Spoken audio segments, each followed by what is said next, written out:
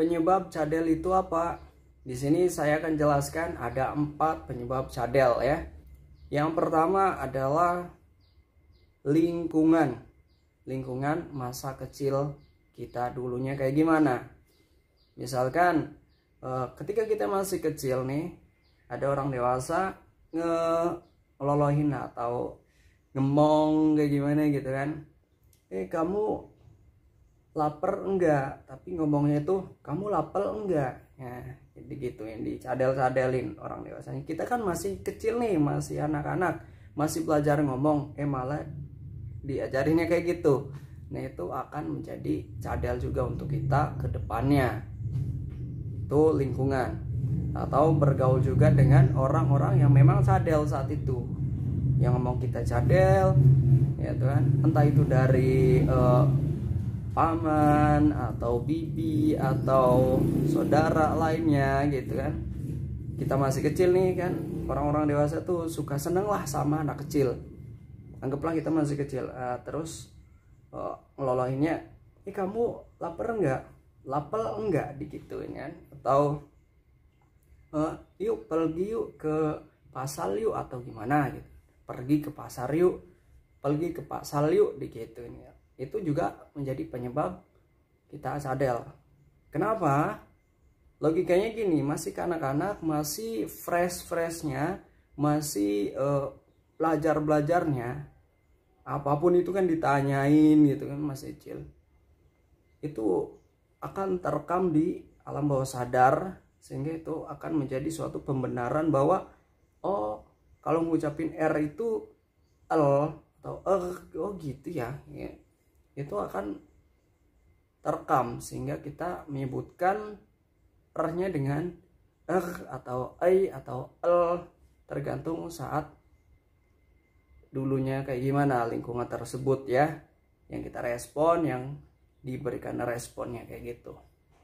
Oke, penyebab yang kedua adalah faktor kebiasaan buruk. Entah ini buruk atau enggak, yang jelas sering ya, makanya dikatakan kebiasaan buruk karena terlalu sering. Yaitu kayak misalkan gigit-gigit jari gitu kan, terlalu sering gigit-gigit jari, entah itu gigit jempol, gigit telunjuk, lain sebagainya, atau gigit-gigit tangan pas masih kecilnya gitu, terlalu sering gitu kan. Itu juga menjadi penyebab. Atau juga cara menyusu ya, cara menyusu. Kitanya cara nyusunya kurang apa ya, kurang aktif atau kayak gimana, namanya anak kecil kita juga nggak tahu ya. Tapi itu juga menjadi penyebab ya. Kurang respon lah, kurang aktif lah dalam nyusunya gitu. Atau juga karena faktor kebiasaan buruk yang biasa ngempeng gitu, ngempeng ya, ngempeng. Itu juga kalau keseringan itu kan kebiasaan buruk tuh. Nah, itu menjadi penyebab juga. Kemudian yang ketiga yaitu lidah pendek. Lidah pendek di sini yang dimaksud adalah benang lidahnya. Ini saya jelaskan, benang lidah itu ini ya. Itu benang lidah.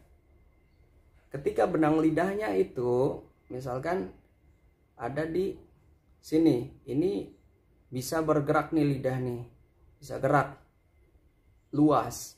Tapi kalau benang lidahnya di sini itu kan agak sulit tuh geraknya lidah.